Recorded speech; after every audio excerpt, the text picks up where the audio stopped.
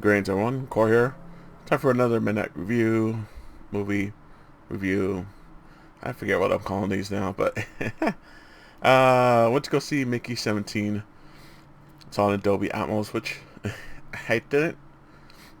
It was just a showtime that was perfect for me, for after work stuff, and it actually had some pretty good soundscape to it. So I think it does help seeing it in a better theater that has better sound system and stuff. Visually, nothing too crazy. You definitely you don't have to see it in such like a higher quality, but that's pretty cool. I so I knew of the trailer. I've seen the trailer a couple times. It felt like I missed the movie originally because I could have sworn it was supposed to come out last year, but here it is in March. And man, Robert Pattinson, he's such a great actor. I know he kind of during the Twilight thing and everything. Excuse me. During the Twilight thing, pardon me, just can't kick this cough.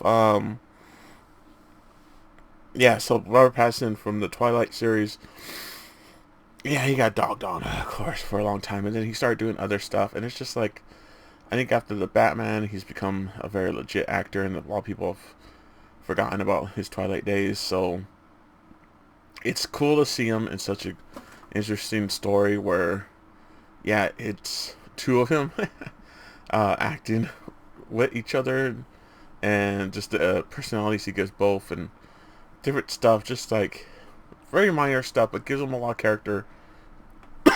So you can kind of tell who's who, even without noticeable like differences that they get, like in outfits or whatever. So it's interesting. I did like that aspect. Once it got into that, there's a lot of narration towards the beginning. It definitely goes away after a while because they have to set up the world and everything, and it's an interesting world to say the least.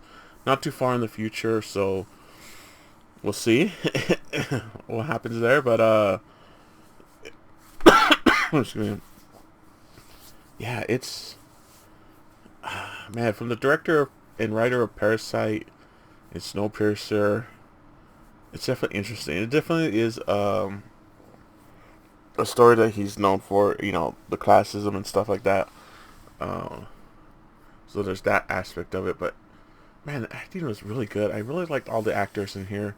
Mark Ruffalo's also in it too, as well. Like one of the main leader guys on the ship, and his character's just. Uh, his character seems like someone we know. Once you see, once you see his acting, you kind of get the idea who he might have taken some inspiration from. But I think we all know who's probably, even without even seeing it, probably who he took inspiration from. But nonetheless, uh, man, all the acting was so good in this. Like, I couldn't think of a single person that like felt like it was phoning it in. Like everybody gave it their 100%, and then some. Oh man, the story itself is interesting with the whole classism and stuff, cloning.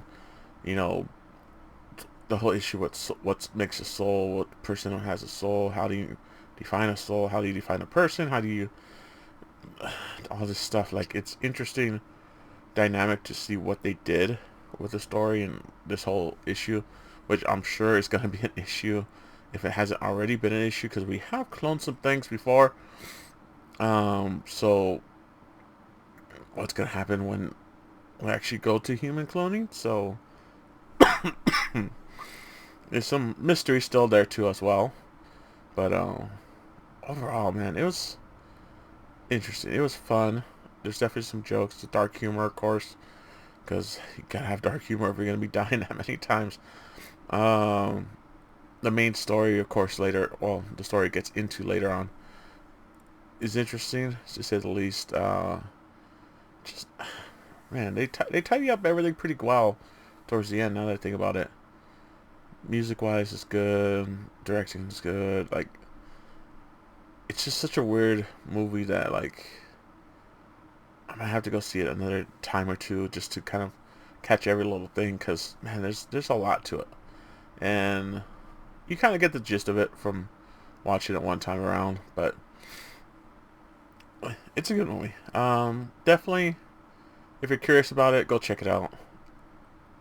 I give it a solid 8 out of 10 for sure. Yeah, definitely not quite a 9. It's definitely 8 for sure.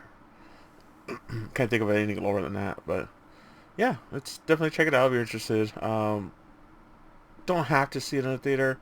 I think it's okay if you just wait for digital and stuff. I'm sure I'm sure it'll come out digital pretty fast, but we'll see. Uh, Next movie, not sure. There are some movies that came out today along with this one, but I was most interested in Mickey 17.